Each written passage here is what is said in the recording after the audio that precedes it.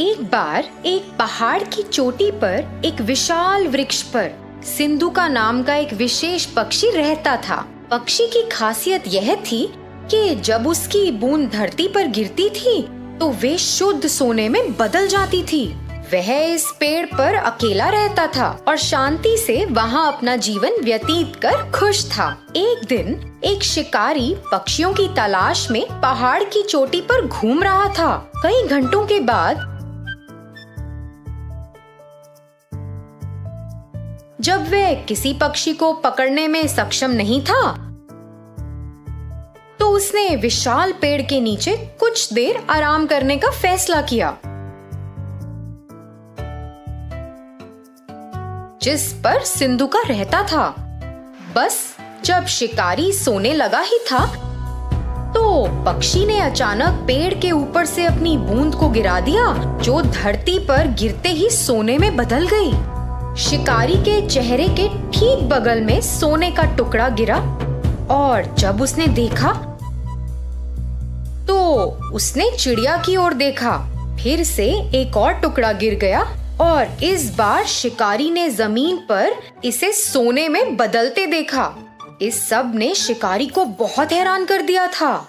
शिकारी सोचने लगा, मैं कई वर्षों से पक्षियों को पकड़ रहा हूँ, लेकिन कभी भी ऐसा पक्षी नहीं देखा या यहाँ तक कि ऐसे पक्षी के बारे में सुना भी नहीं जिनकी बूंद सोने में बदल जाती है।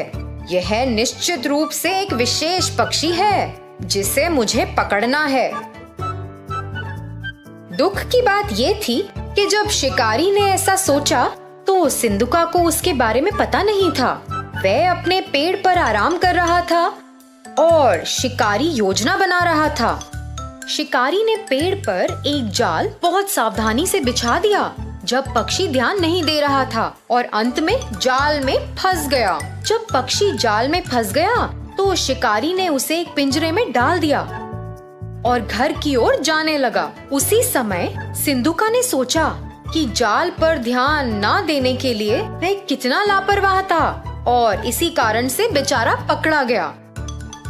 अपने घर जाते वक्त शिकारी ने सोचा, अगर मैं इस पक्षी को रखूंगा तो मैं अमीर बन जाऊंगा और सभी को संदेह होगा कि कुछ तो गड़बड़ है। किसी दिन किसी को पक्षी की सच्चाई पता चलेगी और फिर वे राजा को पक्षी के बारे में बताएंगे। फिर मुझे इसे राजा को देना होगा।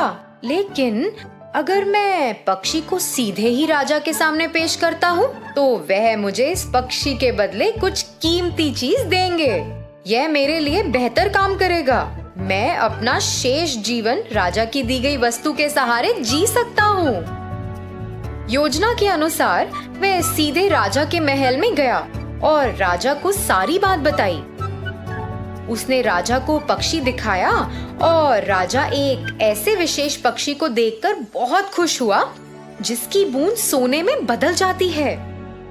उसने अपने नौकर को बुलाया, इस पक्षी की उचित देखभाल करो, उसे एक शानदार पिंजरे में रखो और उसे भरपूर भोजन और पानी दो। सुनिश्चित करें कि वह दूर नहीं हो। वह महल का शाही पक्षी होगा और अपनी बूंदों से मुझे कई दौलत देगा। अचानक राजा के मंत्रियों में से एक राजा के पास पहुंचा। राजा जी, एक पक्षी की बूंदें सोने में कैसे बदल सकती हैं? ये तो असंभव है। आप इस राह चलते शिकारी पर कैसे भरोसा कर सकते हैं जिसे कोई ज्ञान नहीं है? मैं आपसे अनुरोध करता हूँ कि आप पिंजरे को खोलें और पक्षी को दूर जाने दें और इस शिकारी को ऐसी झूठी जानकारी देने के लिए दंडित करें। राजा ने अपने विश्वसनीय और बुद्धिमान मंत्री के शब्दों पर विचार किया और यह सच था। हाँ, कोई पक्षी सोने की बूंदें कैसे दे सकता है? मैंने इसे अपने आँखों से भी नहीं देखा। यह शिकारी शायद बदले में पैसा चाहता है। राजा ने पहरेदारों को शिकारी को गिरफ्तार करने और पक्षी को छोड़ने का आदेश दिया। जैसे ही पक्षी मुक्त हुआ, वह उड़कर पास के एक दरवाजे के शीर्ष पर पहुंच गया और वहां बैठ गया। अचानक उसने अपनी बूंदों को गिराया जो सोने में बदल गईं। राजा और उनके मंत्रियों सहित सभी ने यह देखा और चौंक गए।